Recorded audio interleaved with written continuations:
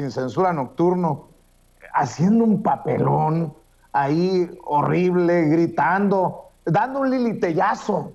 Y sí, grábeme, don David. Emilio Álvarez y Casa actuando más panista que los panistas, haciendo un lilitellazo, gritoneando a un tal Gonzalo. No me queda claro quién es el pinche Gonzalo ese, pero Emilio Álvarez y Casa dice: la izquierda abandonó sus luchas democratizadoras para someterse a la militarización impulsada por Andrés Manuel López Obrador. No sé si ya lo vio, pero prepárese. Cuidado con escupir el café, no le vaya a hacer daño el desayuno. Cuida a los niños, díganle que no es el monstruo, ¿cómo le dicen? El cucú o el cucuy. No, cuidado. Es Emilio Álvarez y Casa, el senador disque independiente ahora del grupo Plural, que le da vuelo a esto de, pues parece, línea de la militarización, buscando por dónde chingar, pues. En lugar de investigarlo y responsabilizarlo por la desaparición forzada de lo que pasó en 2009. Los casos de disculpa pública en este sexenio no hay presencia de las Fuerzas Armadas, y con este entendimiento lo único que hace es que se empodera eso. Ya ni siquiera en el sexenio Calderón y de Peña estaban presentes los representantes de las Fuerzas Armadas. Hoy no van en caso de disculpa pública. ¿Y cómo va a haber reparación del daño y garantía de no repetición si donde se cometieron las violaciones y las atrocidades ni siquiera hay presencia de las Fuerzas Armadas? Tercero, no, por supuesto que no solo en este sexenio. No, claro que sí, Gonzalo. Claro que sí, te puedo invitar y te doy los casos. Perdón, y pero platicamos. no se permiten los diálogos, claro, senadores, sí. por favor. En las disculpas públicas no hay representantes de las Fuerzas Armadas, Gonzalo. Te lo estoy diciendo con absoluta certeza. No van a las disculpas públicas. Desaparecieron el campo militar de Culiacán y ni siquiera hubo un representante del ejército. ¡No piden disculpas! ¿Cómo va a haber garantía de no repetición si no hay un solo militar? ¿Qué es eso de disculpa pública o garantía de no repetición? La militarización está por todos los fueros en este gobierno. No pueden defenderla. Lo que está pasando es la derrota de la democracia por la izquierda. Eso es lo que está pasando, Gonzalo. ¡No lo defiendas! Es inadmisible que la izquierda defienda la militarización como lo está haciendo. Puedo entender que apoyen al presidente, pero no se derroten en su lucha política contra la militarización, Gonzalo. ¡Es inadmisible! Es una derrota ética, política y cultural. Están llevando al ejército en todos los fueros y espacios. No lo vengan a defender. Es inadmisible. Y por eso es que estamos en contra. Porque es una derrota política y cultural. Porque la izquierda se levantó desde el 68 y más contra eso. Eso es lo que aquí se está legitimando. Y por eso votamos en contra.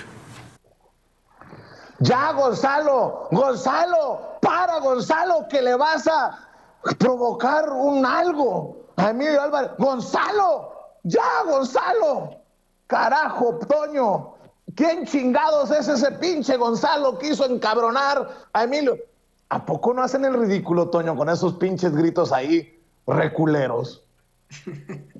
Bueno, a ver, Emilio Álvarez y Casa, un senador que llega a ese curul con el PAN y que después se sale diciendo que es muy independiente, un tipo que hemos visto desafortunadamente con su propia agenda en ese Senado, haciéndose siempre el muy luchador por los derechos individuales, por los derechos fundamentales, quise decir, de los mexicanos, pero pues que en la realidad lo vemos, yo siempre lo veo ahí con una agendota.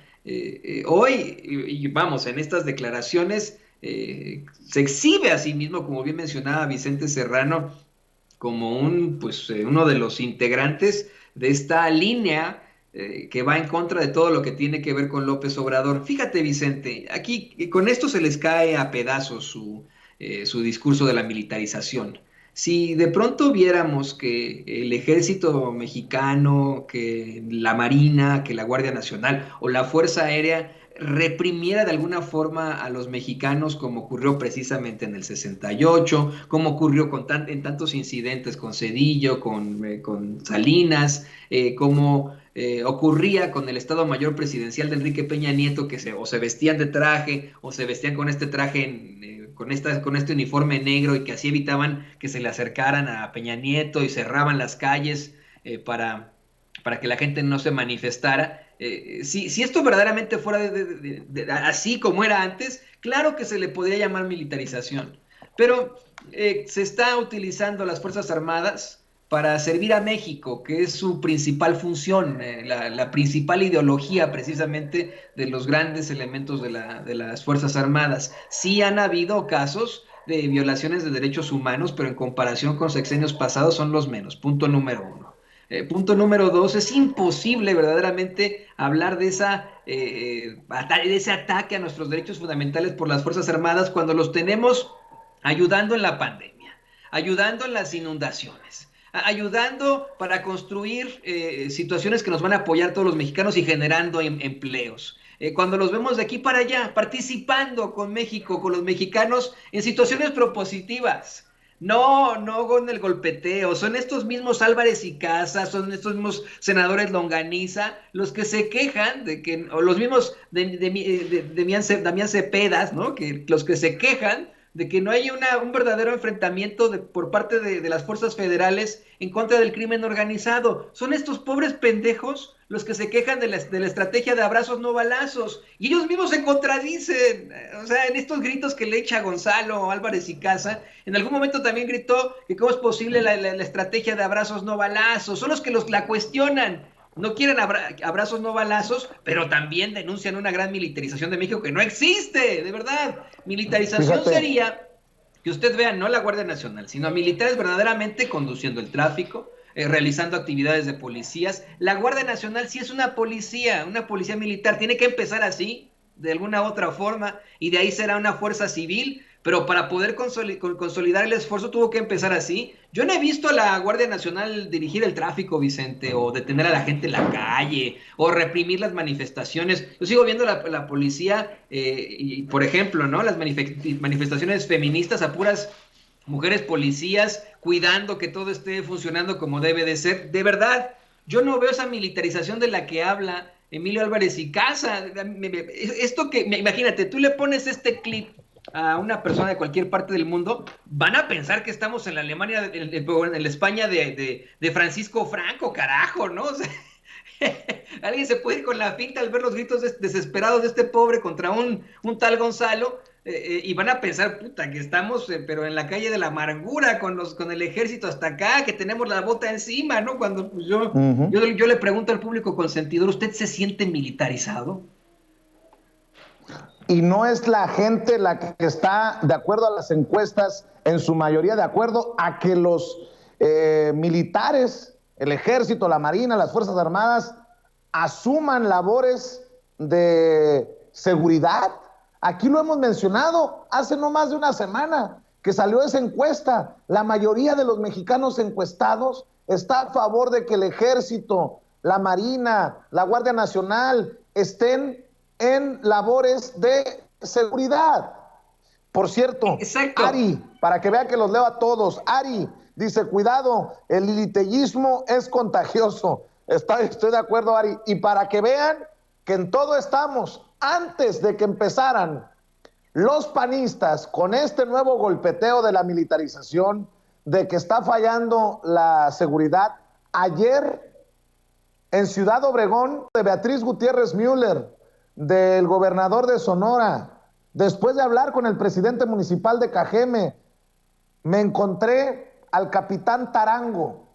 El secretario de Seguridad Pública en Cajeme es capitán de la Marina y me prometió que mañana me recibe en sus oficinas para una entrevista cara a cara, frente a frente, desde una de las ciudades más violentas, al menos así lo dice el termómetro, del mundo, para que hablemos precisamente de estas estrategias y de qué es lo que ve él desde su trinchera. Y le agradezco al capitán Tarango que haya tenido esa amabilidad y esa apertura para desde ya decir, sí, Yo hablo contigo, yo hablo sin censura, para que estén al pendiente, mi querido Toño.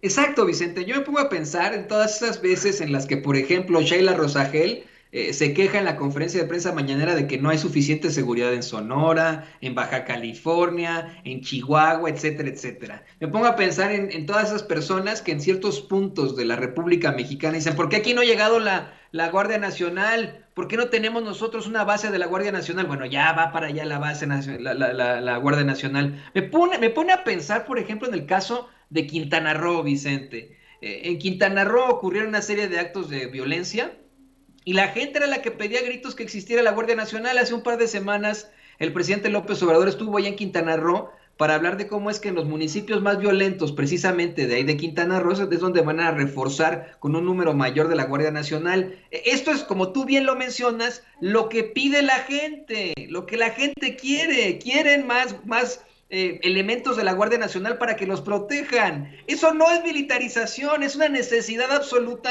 en un país. Tú dijiste una ciudad, una de las ciudades más violentas al referirte de Cajeme. A Cajeme. Bueno, yo iría más allá en todo esto. Es un país que nos dejaron en llamas, un país que nos dejaron ensangrentado. Nos lo dejó así Felipe Calderón y Enrique Peña Nieto. Es un país lleno de fosas por todas partes. Al iniciar esta administración, Alejandro Encinas hablaba de cómo México es una gran narcofosa. Imagínese usted, un país en el que abandonan pueblos enteros por precisamente la violencia, pero que así no lo dejaron. ¿Qué chingados esperaban que hiciéramos, ¿no? Que ahí nos quedamos de brazos cruzados. Que dejemos a los Álvarez y Casa gritonearle a Gonzalo porque no quiere a la Guardia Nacional, es de mentada de madre, Vicente. Y ya que estás hablando de un país en llamas,